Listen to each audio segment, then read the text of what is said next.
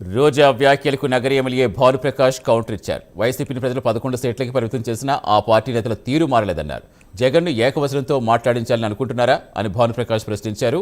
తిరుమలలో అపచారం అంటూ ప్రచారం చేసింది వైసీపీ నేతలు కాదా అని ప్రశ్నించారు.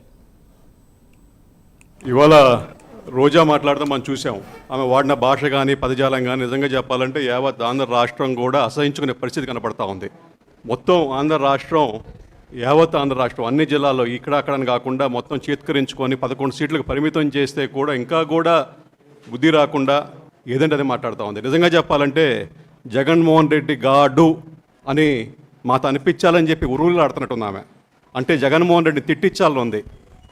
ఆమెకి సీట్ వస్తుందో రాదో తెలియదు కాబట్టి ఇప్పుడే జగన్మోహన్ రెడ్డిని తిట్టిద్దాం, జగన్మోహన్ రెడ్డి గాడిని తిట్టిద్దాం అని చెప్పి యాసలో పోతా ఉంది. కానీ ఆమె ఆ పార్టీకి మేలు చేస్తుంది అనుకోవట్లే. ఎక్కడన్నా కూడా ప్రజా సమస్యల మీద పోరాడతారు, ప్రజల కోసం పోరాడతారు. కానీ వీళ్ళంతా కూడా సబ్జెక్ట్ లేదు, ఈ కూటమి పాలన బ్రహ్మాండంగా ఉంది, ఎక్కడ పోయినా కూడా వాళ్ళకి జనాదరణ ఉంది, దానికని చెప్పేసి డైవర్షన్ టాక్టిక్స్ వాడి వచ్చేద్దాం, ఉన్నది లేనట్టుగా గోబల్స్ ప్రచారం చేద్దాం, లేని సమస్యలు సృష్టిద్దాం.